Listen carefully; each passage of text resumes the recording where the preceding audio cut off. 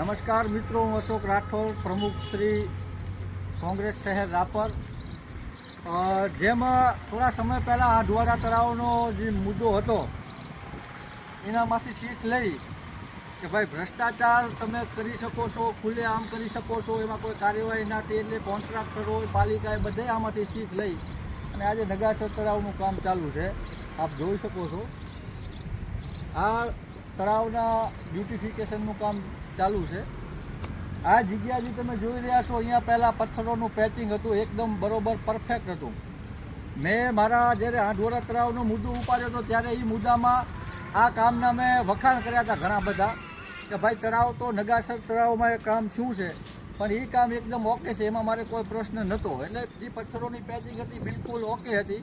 તો હવે એમને કર્યું એવું કે ભાઈ હવે ભ્રષ્ટાચાર કરવાનો કોઈક ને કોઈક તરીકો કાઢવો અને થોડાક દી શાંત બેસે તો ઘરે પૈસા ખતમ થઈ જાય, એટલે પાછું નગાસર તળાવની એ પેચિંગ બ્યુટિફિકેશનવાળી તોડી નાખી છે. આ પથ્થરોની પેચિંગ હતી, આ પેચિંગ તોડી અને ઉપર અહીંયા જે આરસીસીનું કામ કરી રહ્યા છે હું તમને બતાવું. કેમેરો અહીંયા રહ્યા જો, આટલી જાડી આરસીસી નાખે, જો એક જ કાંકરી પછી ડાયરેક્ટ જમીન દેખાઈ જાય.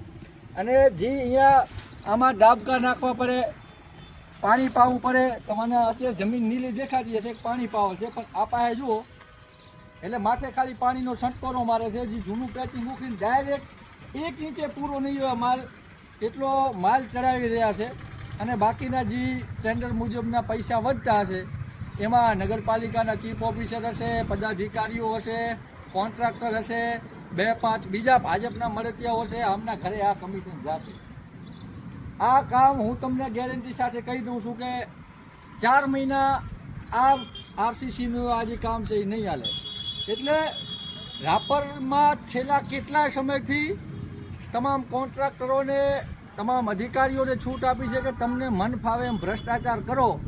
આમાં મેં કીધું કે આ એક ઇંચ જ આરસીસીનું નાખેલ છે અને આમાં 1 ઇંચ નાખવાના કારણે જ સામે જે ભાજપનું કાર્યાલય છે ને એ મજબૂત બને.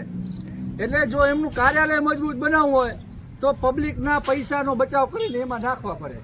એટલે હું અહીંયાથી સરકારશ્રીને વિનંતી કરું છું આ બાબતે પણ મારે આવનારા સમયમાં કોઈ ઉગ્ર આંદોલન ન કરવા પડે શહેર કોંગ્રેસ સમિતિ વતીથી. એટલે આવા જે કામ થતા હોય આને અટકાવવામાં આવે, પબ્લિકના ટેક્સના પૈસાનું કચરખાણ કરવામાં ના આવે. આપ તમે જોઈ રહ્યા છો કે આમાં ડાયરેક્ટ ધૂળ ઉપર જે ભરતી છે એના ઉપર ડાયરેક્ટ નાખી દીધું છે ને આ પાઇપ ભેગી રાખે છે કે જ્યાં સિમેન્ટ નાખવાનો છે ત્યાં ખાલી પાણી ઉડાડી દેજો. એટલે પાણી ઉડાડે છે, બાકી આખી પાર પૂરી છે. અને ધૂળ ઉપર 1 ઇંચ કરતાં પણ ઓછું મેં બતાવ્યું કે અહીંયાથી તમે એક કાંકરી લ્યો એટલે સીધી આ નીચેવાળી ધૂળ દેખાઈ જાય. આટલું આરસીસીનું કામ કરેલ છે. આ કેવું ટકશે? એટલે હું ભ્રષ્ટાચાર ઉજાગર કરતો રહીશ.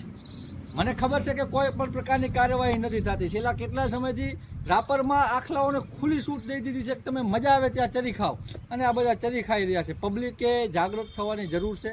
આવા ભ્રષ્ટાચારો હું તો હજુ નગરપાલિકાને વિનંતી કરું છું કે કામ ક્યાંય પણ થતું હોય તો બ્યુટિફિકેશનના કામ સારી રીતે થાય. નગાસર તળાવથી કરી અને ત્રંબોતરણ રસ્તા સુધી કરોડો રૂપિયાની ગ્રાન્ટ મંજૂર થઈ છે શહેરને બ્યુટિફિકેશન કરવાની. મારા જાણવા પ્રમાણે માહિતી મળી છે એમાં લગભગ કંઈક 7 કરોડ ઉપરની આ ગ્રાન્ટ છે.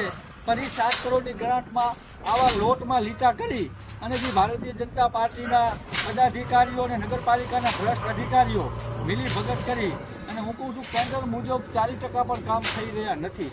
જેથી પબ્લિકે જાગૃત થવાની જરૂર છે અને આવા ભ્રષ્ટાચારી શાસનનો અંત આવવો પણ જરૂરી છે.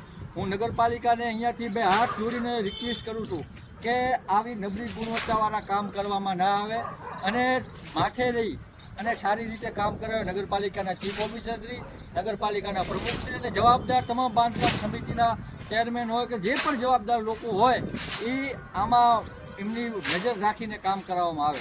આના પહેલાં જે કામ હતું એ ઓકે હતું, એ તોડી અને નબળી ગુણવત્તાવાળું કામ કરવાનો મતલબ શું છે?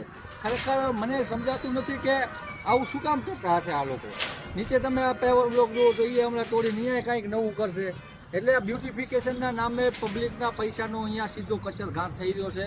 હું નગરપાલિકાને અહીંયાથી રજૂઆત કરું છું કે ખરેખર આ નબળી ગુણવત્તાવાળું કામ તાત્કાલિક અસરથી બંધ કરાવવામાં આવે અને આ કામ ટેન્ડર મુજબ ના હોય તો આનો ઉપર કાર્યવાહી કરવામાં આવે.